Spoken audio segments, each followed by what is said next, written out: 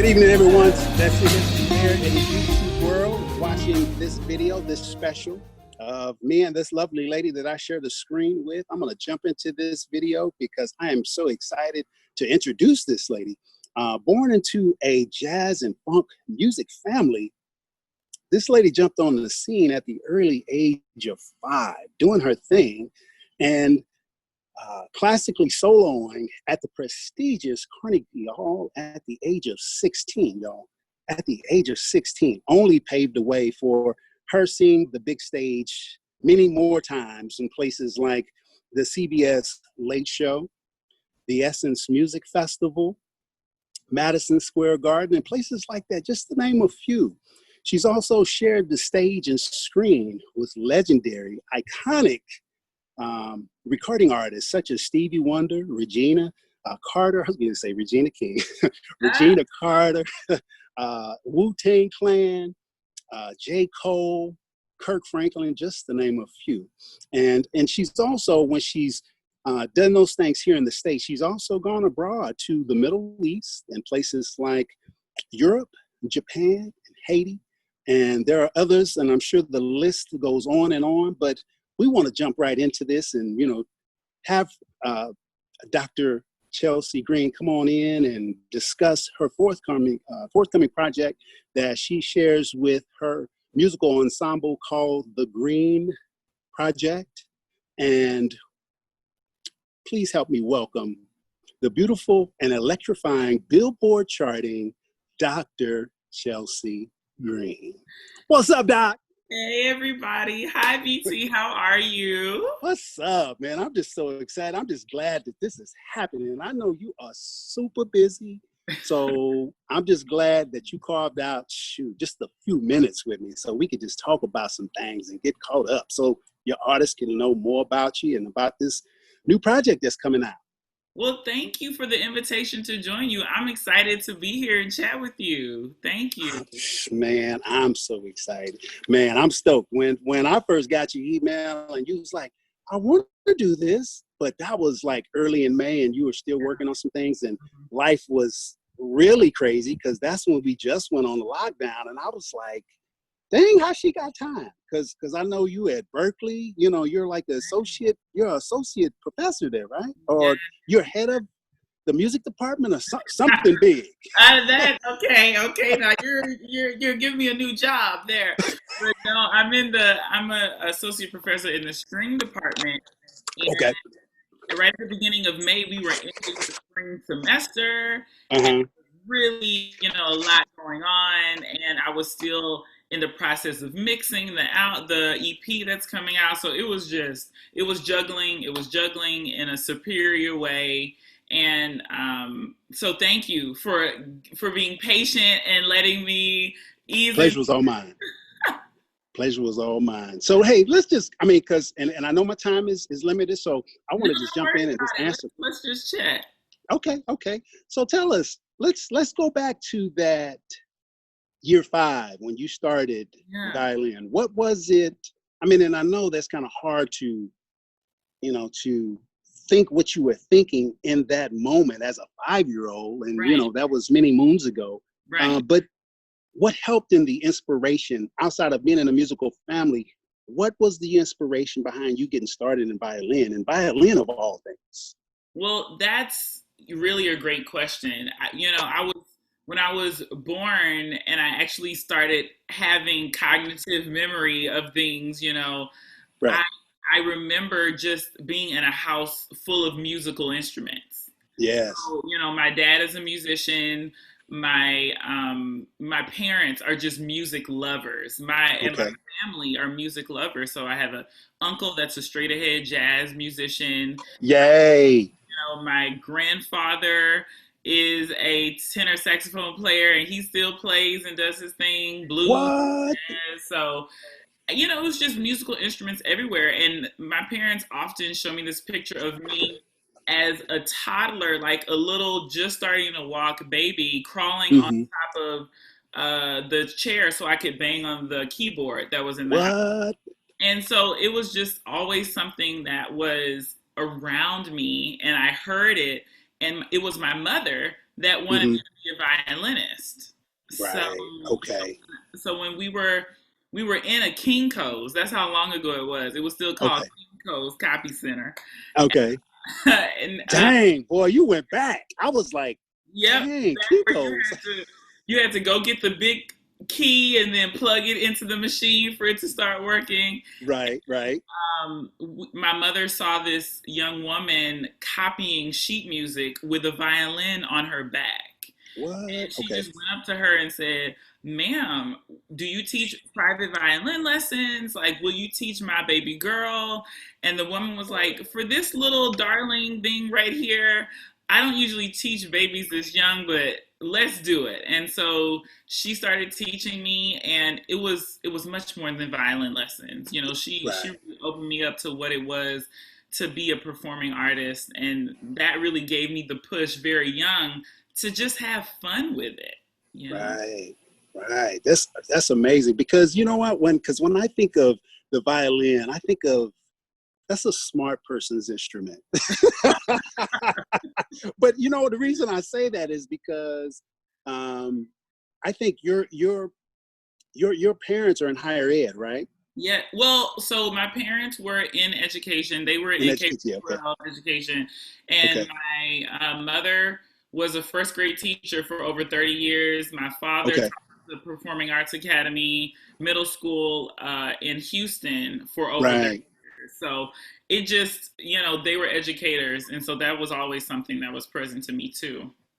Because you know what? Because I think the first introduction I had, I was listening to, I can't remember what station it was in Houston, and it could have been TSU because they play jazz or something. It, And they played some of your music. They was like Houston's very own. But they yes. say, but she ain't here right now. She's on the East Coast, doing her thing. And so shout outs to our girl, she's still holding down and representing Texas. And I was like, and then the music came on. I was like, oh my God. And so I started following, and I can't say I became a fan or I was on the green team right away, Right. but I was introduced to your music and I was like, oh my God. And then I think I started reaching out to you via social media and you responded. I was like, yo, that's dope. And I felt special, because I was like, yo, she way on the East Coast and she even got time to respond to her social media. So I was like, I felt kind of like VIP for a second. All right, VIP, you are VIP, and Oh I gosh. think for me that's what's so important. Like I cherish each and every listener of my music. Like it's a big deal for me. Each person that spends the time to listen to the art really, really is like that's significant to me. So I appreciate it. I appreciate you Oh. listening. But you know what? That comes out and I see your sincere spirit. For the people that's watching this video, Dr. Chelsey has sometimes she will live stream or go live on Instagram, and it'd be a special treat for her people that follow her. And she'll just get on and have a little jam session for 30 minutes or just talk to us, take requests. And while I'm on that, if you are not following this lovely lady right now, I suggest you follow her on all social media platforms because I believe we're not talking about it right now, but I believe when this forthcoming project comes out, it's Mhm. going to be kind of like for the VIPs that's following her at the time will know when that Exactly. secret date is going to come. So that's all I'm going to Exactly. say about that. I'm going to let Dr. tell the rest Exactly. later on. But if you're not following her, you need to go ahead and follow on all social media platforms. I'm going to do another video at the end with all her platforms, and then also follow her on YouTube, all that good stuff. And I'm sorry, I just had to get that in there while I was thinking about it. I appreciate it. Thank you. And it's so we didn't even talk about that. So that I'm so glad that we're already thinking on the same page because you're right. I'm not announcing the official release date is gonna kind of just come out and then I'm gonna be like, hey everybody, it's out. So Yes. And for those people that have not got any of her previous music, check out her discography. She's got a great listing of music. And man, I'm going to tell you, the first time I heard Summertime, I that's was like, oh, I was like, this girl sing too? Oh my goodness, man. You know what? Hey, Are you gonna do some more singing on this upcoming project? It's half and half. It's half and half. Oh, look out now. It sure is. See? And it's even an original song that I wrote. What? Yeah. Okay. Yeah. So hey, for y'all that have not logged in and following Dr. Chelsey Green, y'all need to go ahead and do that now. Okay. Enough about that. I'm gonna go ahead and move on. Okay. So let's hear more about the ensemble, the Green Project. Those some bad brothers, man. I've seen some of the videos, and like one of the ones you're in the studio, that brother was on the keyboard. I'm like, this brother, he is bad. I mean, I know all of them are bad, but tell us about the Green Project since they can't be present right now. Let's break it down a little bit. So sad. This whole pandemic, we haven't been able to come together to make music. And we had some fun shows lined up this summer, but prayerfully when it is safe and ready for us to go, we will take off again together. So the Green Project came together this is actually our 10th anniversary year. Congratulations. Thank you. I could not believe that. It's already been 10 years. But it formed because I was actually stood up for a date and found my way into this bar that was on Charles Street in Baltimore, Maryland. Okay. And they were actually hosting an open mic. Okay. Now, at this point, I had just done purely classical gigs. I had just left a symphony gig that night, and I was supposed to meet someone for the first time that evening. And so, like any responsible musician, I'm not going to leave my instrument in the car. Right. So I took it in the bar with me.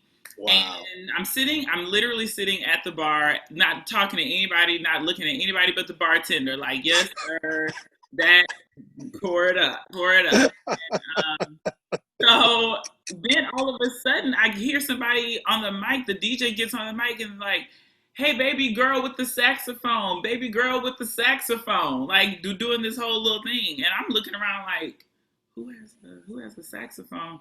And the bartender comes up to me and is like, that's you. I was like, me? So I took out my viola and I went there and I said, hey, everybody, my name is Chelsey Green. I play the saxophone. And and I'm about to play something for you. And so the DJ actually dropped a Kanye West instrumental. Okay. And I just started improvising, just on my viola, just playing inside the little mic. Somebody was standing next to me holding the mic up against my viola. Right.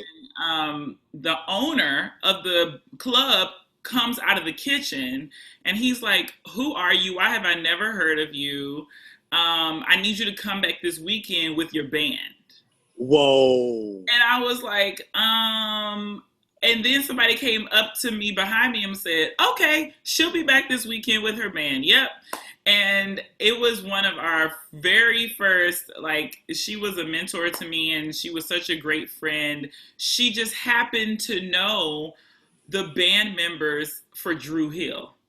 They had just gotten off tour. They had just come home the weekend before off tour. Okay. And she was like, listen, that's going to be your band. I'm going to call them up and they're going to. So I started playing with them.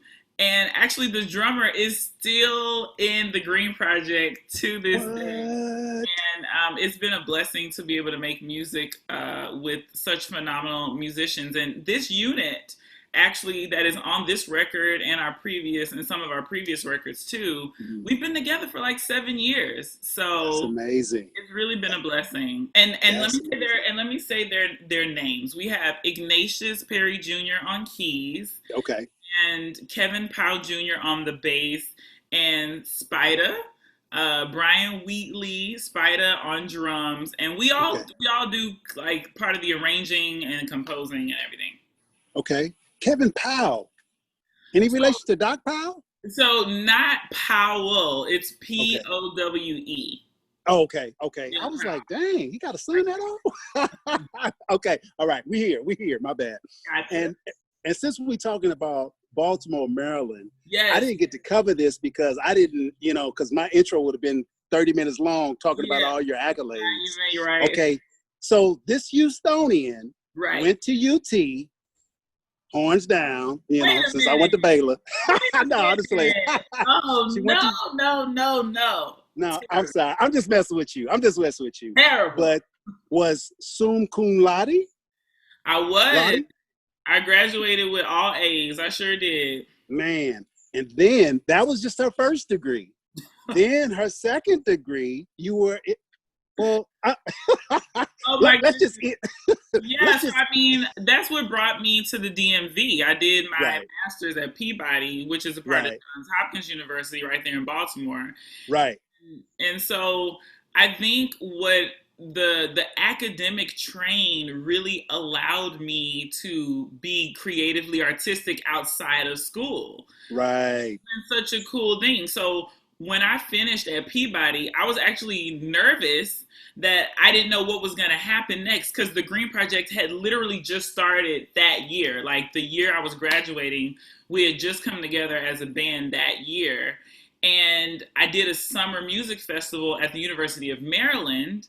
Okay. That's where they were like, would you be interested in doing your doctorate? And at the time, I was Whoa. like, because I knew that the doctorate was like a really intense program. Intense. And I was young. Oh my goodness, I think about that time. Lord, I was young and I just wanted to, be out of school and they said, we'll give you a scholarship. And I said, okay. I guess I'm gonna be when do you need me to be there? Right. So staying in Maryland, I'm grateful that I was afforded the opportunity to pursue, higher education as well, to have the doctorate. And at the same time, it gave me a great amount of time to build the Green Project. So nice. And that's what's up. And so my thing is, when we fast forward just a little bit. yeah. So you got your doctorates and now you are at Berklee. Tell Back us a little bit about that and what's that mean? I mean, that sounds, when I heard Berklee just a few months back, I was like, my sister girl is at Berklee, a professor? What? So I was just like, I felt good. So what does that mean? Explain everything, that capacity, to what capacity? Let's talk about it. I mean, Berklee to me is just such a blessing because I just think back and at no point in my academic journey, Mm-hmm. In higher education, right. did I have the ability to study from a Black professor right. as a classical musician and right. As a string player. So to me, it just carries so much weight, like ancestrally, like right. what my ancestors fought for, what they protested for, what they died for.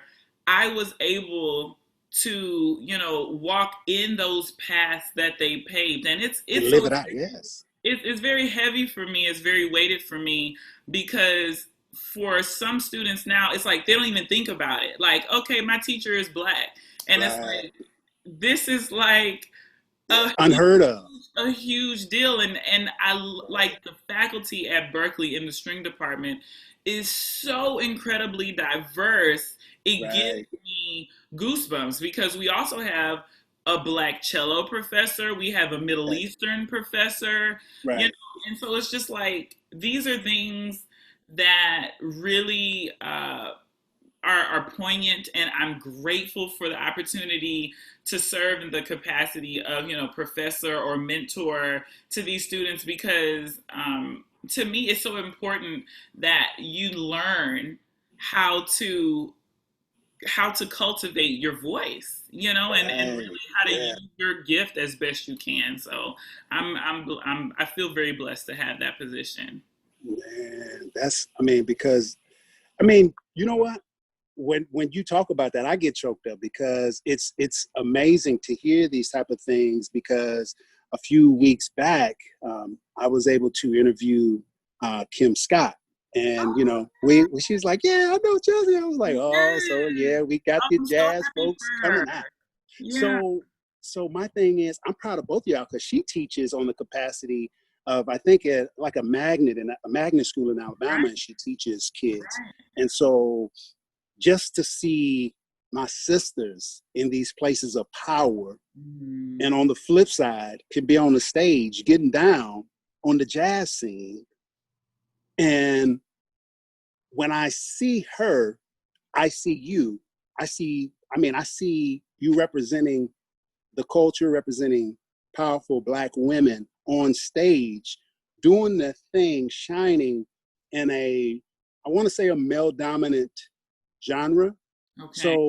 So it makes me feel good to see my sisters up there doing things with a Boney James or the other prominent artists of the world that are non-Black, Right. and doing your thing. So I hate to jump from that, but I want to touch on that, because how is it for you, being a Black woman in a place of power at Berklee, Mm-hmm. then flipping the script, going into this genre where it's male dominant? I mean, how is that? I mean, let's talk about that. I mean, if you can, Sure. I mean, I will say that was part of why I named it the Green Project. I think a lot of people think it's just, oh, that's her last name, so she just made it called that. But really, when like I said in the story earlier, it was literally brand new to me. I was green completely when I had to all of a sudden 2 days turn around with a whole band and do a whole gig. Right. And come out of that classical mindset. Now, I had studied jazz when I was younger. My dad's a jazz musician, so I was very much aware of it. I studied it. I performed with his summer jazz workshop, but it wasn't something that, like, I was in the jazz ensemble in high school. You know what I'm saying? Right. So it wasn't something that I did like on a regular basis.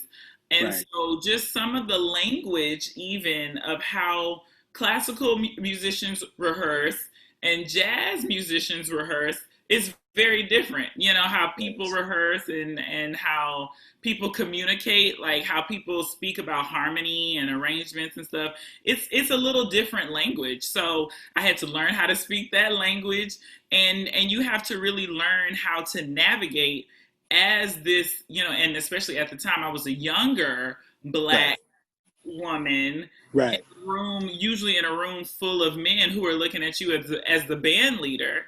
And that is a lot to manage, kind of at the same time. So it was certainly a learning curve. And it's something that I remember when we went to the Middle East. Several times I had women come up to me after the show in tears, saying that they never thought in their lifetime they would see a Black woman on a stage in front of men, like as their leader, like giving them cues and giving them, and they were just like, that concept is just so mind blowing. Yeah. And to me it was like, okay, these we're just all here gigging and we're just, playing. But to them it's just like really powerful statements. So I think it's something that, again, I'm grateful to have been able to navigate it in the way that I have. And I pray that we get more opportunities to do it and make it and illustrate it, Right. Yeah. Well, I know you will, because let me back up a little bit for the people that's watching this video.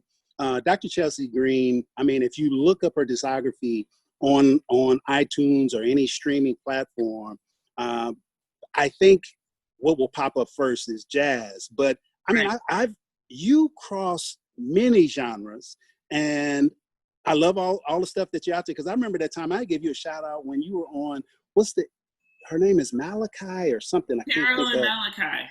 Man, that was jamming, and I was like, yo, my girl is on R&B. So let's talk about that.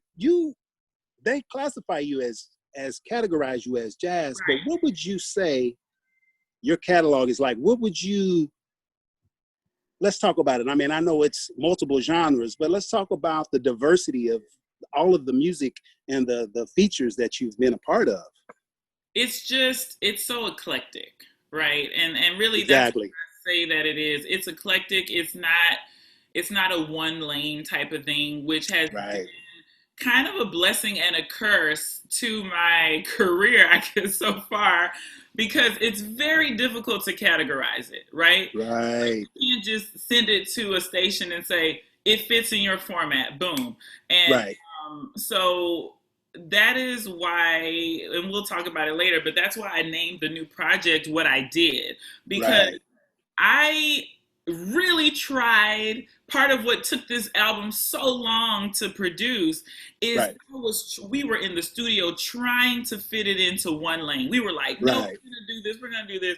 And we finally got to the point where it was like, this is not what feels good. Like, we just want to, Yes. we just want to play what we do. And so, you know, at best, I think the easiest way to generalize it is Good contemporary music. jazz, instrumental R&B, but yes, I say it is music. It's Just music good music. influence. Like, the one of the features that's on our album, he came out of the studio and he said, why did I just feel like I was in the jazziest, gospeliest, like, he was like, why was I playing like straight ahead over a Oh, gospel God. vamp? Like, Right. so, and that's really like it at the core. Like, Right. how does it make you emote? Like, what do you feel when you listen Right. to it? And so it's all over the place, but it's music. It's Yes. and I can always have trouble putting it in one genre, but you know.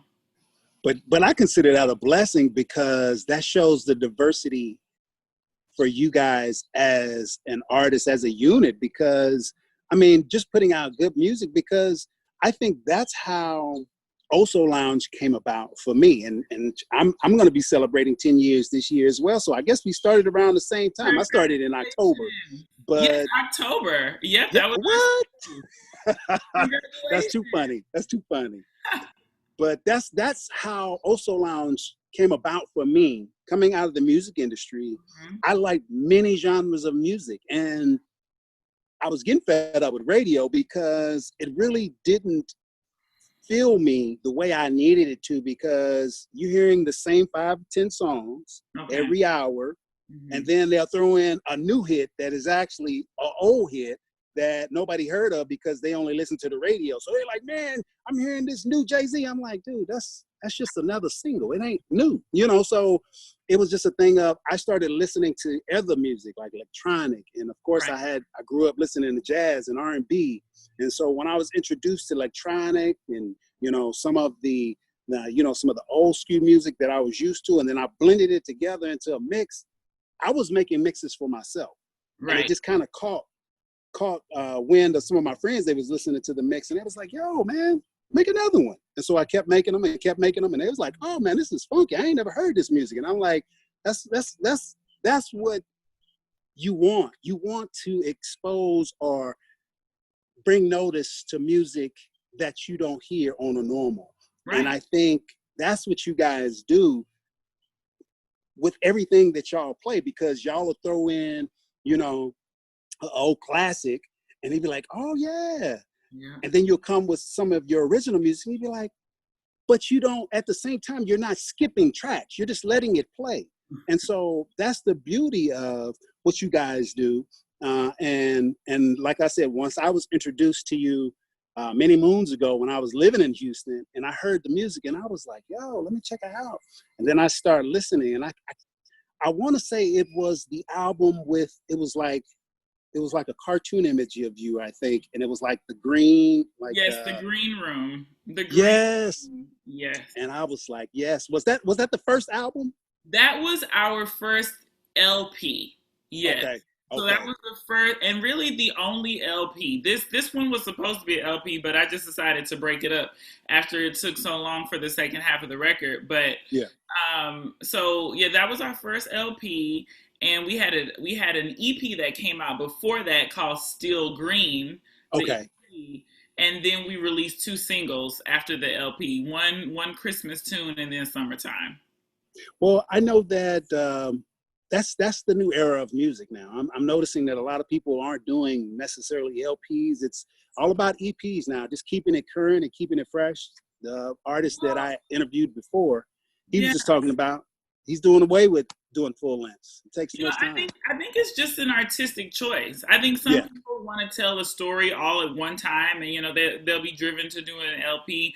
But with the nature of social media, and just the climate right now digitally, things become old very quick, and so it's very challenging to put so much into an album. I mean, how hard it is to work on new music and a new project, and you put it into the world, and then a week later, everybody like, cool, where's the next one? Oh, yes. Oh, man. Especially when we working it. we the music people, I'm working at the music labels, and we working it, and we in retail trying to, drum up some buzz on it. And they be like, oh, man, we was listening to that last week, man. We was listening to that last month, man. They got something new? They got a new single? I'm like, no, we still working the album, bro. They be like, oh, man, they should come with a remix or something. So, yeah, that's... Exactly. So, hey, so tell me, I mean, with COVID and lockdown, COVID-19 and lockdown and everything, how I know that this has affected you guys as far as touring. When do you guys anticipate? I mean, I know it's all based on, once we feel safe enough to get back out there and attend shows, but do you foresee seeing yourself getting on the road in 2020, or is it all pushed back to 2021? I will say that there are some engagements still trying to hang on. Okay. And people are interested in trying to continue on with events that are happening in October and November. Okay. But like you said, it's really going to depend on, like Texas just had a new uptick of cases. Yeah, no, right? So it's the rollout of what's happening as things are reopening. Right. But so I am prayerful that we'll be able to do that. But I will say I am so grateful for the opportunities virtually that have become available during the pandemic, just to help me pay some bills. Thank you, Jesus.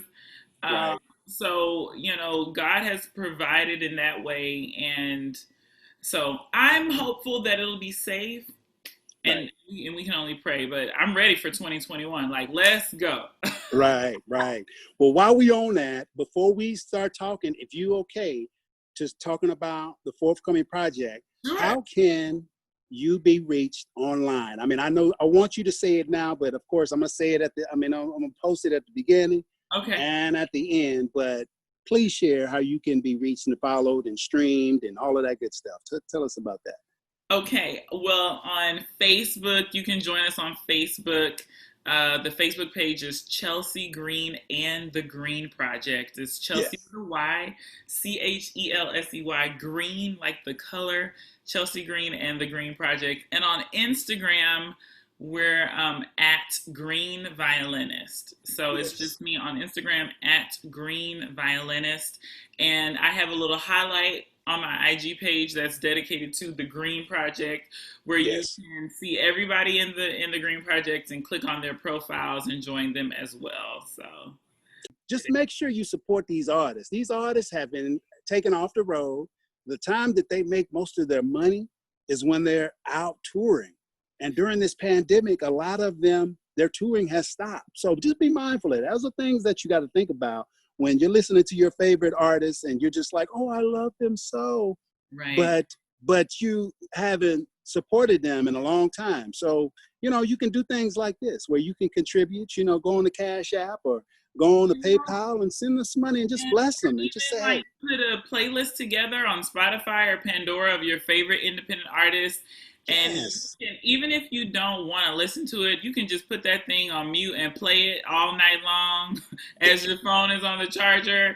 Yes. And we get 0.00008 cents every time you stream, and then we split that 0.00008 cents through all the bands. So there you go. Every little bit helps. So every little bit helps, and so we really appreciate y'all support and listening. And keep it coming, and please continue to keep supporting the artists, and especially Dr. Chelsey Green, since you're on here. You are so funny. Hey, doctors got expenses. You are not lying on that. You are so right. Oh gosh, and you on the East Coast too? Oh man, I remember when I was living on the West Coast. Man, cost of living is expensive, y'all. They ain't living somewhere like down south where, it only costs $1,000 to live somewhere. Shoot, they probably live in a little shack that's $3,000 for a month. I'm like, so expenses are high. So help your artists out. Show some love. Thank you, BT. I'm just keeping it real. I see. Keep keeping it real. Oh no, Lord. But let's, if we can, for a few minutes, I want you to just kind of touch on it, just a little bit. Sure. Touch on this forthcoming project, because I'm so pumped and excited, especially when I hear you playing some of the stuff on the live stream. I'm like, whoo. We're going to be in for something when we get this full project. So if you could talk about it just a little bit. Sure. Well, so the name of the new album is called ReEnvisioned. ReEnvisioned. And this is me starting to just tell my truth. And I think that as you get a little age on you, you start understanding things a little bit better, a little bit different. A little life experience hits you and knocks you out. You got to learn how to get back up again. Right. And so much has been revealed to me in the last 4 years, that I have just been blown away. Not only by life's lessons, but just God's grace and what that means. And even just conceptualizing the story around all 4 tracks. So it's 4 tracks. It's an EP. It's 4 tracks. This is like half of the full length that is going to be coming hopefully by the end of the summer. Okay. And I'm still waiting on some features. Okay. Famous people cannot be rushed. Yeah, I know. They got to get into their vibe. Right. I'm trying to be very, very patient. I'm just grateful that they're even entertaining it. So, the first 2 are instrumentals. Okay. And they're like in a contemporary jazz lane. One is very like driving and upbeat, while the other is just a nice like grown roller skating vibe. That's a lot of fun we had. And this is okay. And then the second 2 are vocal tunes. Okay. One is a traditional jazz standard that everyone is going to recognize.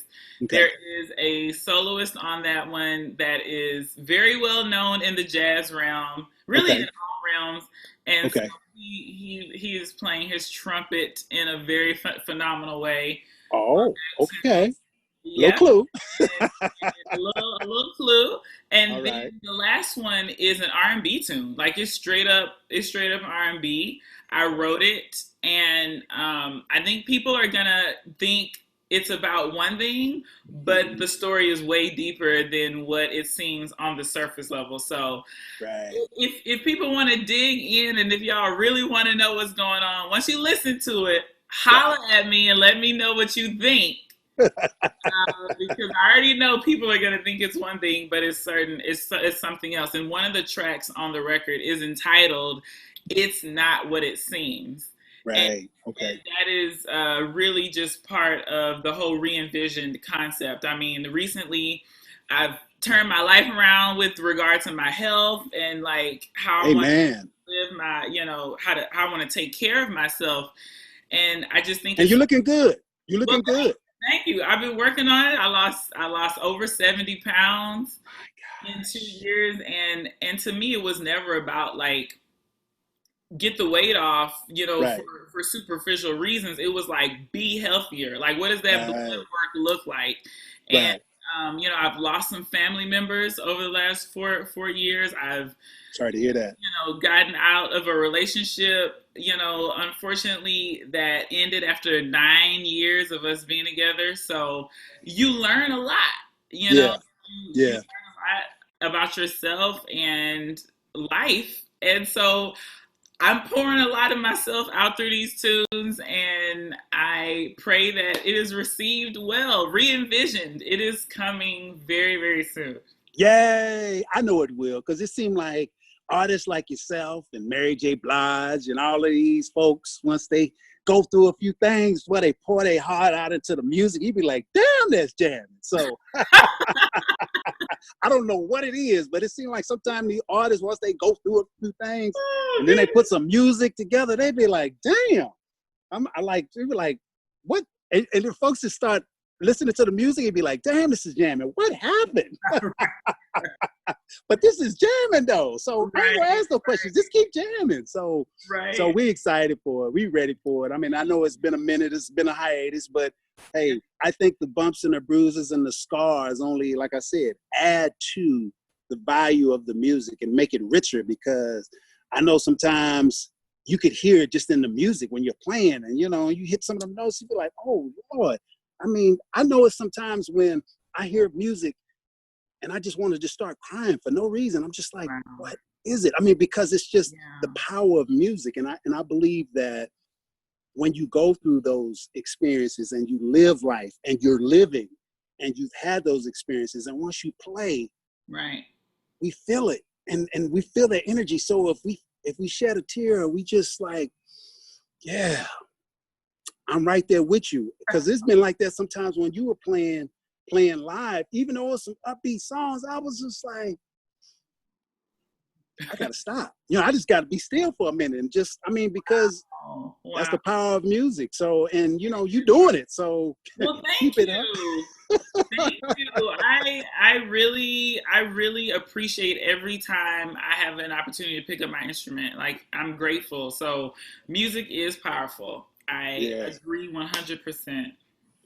Well, hey, Doctor, I know your schedule is tight, and I just have one last question for you. And then I know you love the kids and you work with kids, and we didn't even get a chance to touch on this because of some of the things. Just go to her site, guys. If you want to know more about Dr. Chelsey Green, go to her site. You'll find out some amazing things. And she works with the kids, teaches kids outside of the university. She has a lot of things going on, positive and uplifting things. So check those things out. And I didn't get a chance to talk about it because that'd be another, 5, 10, 20 minutes. So, but I know that you love working with the kids and inspiring them. I have always tried to end with an upbeat note of what would you tell kids if they come to you, called Reach One, Teach One, where, you know, you have inspiring artists that come to you and they got questions and they want to know, you know, how to get started or what to do, or, you know, the right way to go. You know, what are those nuggets that you leave with people if you have those moments, Reach One, Teach One moments? I always start with keep it fun. Like, make it fun. Stay in love with your instrument. Yes. You know, you can be frustrated at times because it is challenging to learn how to play an instrument, but you shouldn't get to a point where it's not giving you a connection, right? Or you feel disconnected. So you want to stay having fun. And then the other big thing is you got to listen to it. You have to listen to music. Like, if you want to get better, if you want to learn new things, you have to listen to things that maybe you're not really used to. Maybe check out a different genre of music. Maybe check out like a randomized playlist based on an artist that you enjoy. Maybe allow the streaming service to randomize a playlist of other people that might fall. Good idea. And then also, I'm always going to say, especially as a young student, seek out things that are not mainstream. Get out of the mainstream and dig into the like underground scene, these catalogs that aren't as popular in the mainstream, because it is just so many gems that I discovered when I really started digging, you know, in my early 20s. I was like, where has this been all my life? Like, I needed this in high school. Yes. And, you know, so really dig deep. And it's not, especially with social media and the internet, it's not even hard to do that anymore. Like, you can just pick it up, and once you find one person, you're going to be introduced to many other people, and another. Look up their producers and look up the instrumentalists that are collaborators on their project and see who they collaborate with. So really just keep an open mind and know that music is so far reaching. You know, it's Yes. so far reaching, and your art is never limited. You are limitless as an artist, so the world is yours. Dang, you hit them hard. It's limitless. Woo, Lord. Shoot, you over here preaching. Huh? You are so funny. You are so funny. Just make me feel all good about myself. Oh gosh, that's the Texan in you. That's just, you know, you could tell being raised up in the church. Like, Lord Look, help that that's what girl, I'm that saying. girl. It's always one of my classes call me Sister Green because they say I preach. So I said, okay. Well, you was preaching. I was about to go get a bucket and pass Oh around my a donation. I can't. I cannot. You're hilarious. That's so funny. No, man, but hey, that's some good stuff. Now, I appreciate you dropping these gems because the kids and people, grown-ups too, that watch this, I know will be blessed by everything that you said, and just to get to know you on a more personal level outside of all the glitz and the glamour of seeing you on the big stages and, you know, seeing you on live stream where you really got thousands of people listening in and you can't really single out one person. Right. So I know that this time allows them to have that, you know, kind of almost like a one-on-one feel where they can just in their room, in their quiet place, get to know Dr. Chelsey in a different way outside of what they see on videos that have already been produced when you're out there doing your thing. So I'm grateful that you took this time out. And before we depart, is there anything that you wanted to touch on that we didn't, that you wanted to leave us with that you didn't really get a chance to touch on? I mean, if not, on pretty much everything. I just want to thank you again for being a supporter for all these years, first of all, and listening. And y'all, let me tell you, I'm not just saying this to be saying it. He keeps up with you. He checks in. Like, he supports and he reaches out to make sure like you're doing okay as a person and that how is your art coming. So honestly, BT, you are a blessing to me. So I know you have blessed many, many others with your support. And I hope so. I say that so sincerely because we cannot do what we do, especially as indies, as independents, without the valuable support that is priceless from people like you. So God bless you. Thank you so much for the platform and the opportunity. Thank you. Thank you, doctor. And that's what the doctor ordered there. So, hey, we can end it on that note. Okay. He said we can end on that. I like that. Well, thank you guys for tuning in. I've truly been blessed. I wasn't ready for that. Golly, kind of got me blushing, you know. I kind of got me blushing. Doctor done, you know, made me feel good. But hey, guys, thank y'all for tuning in and watching another installment of Oso Lounge TV with the doctor. So thank you guys. Be blessed. Y'all have an awesome day. Peace out.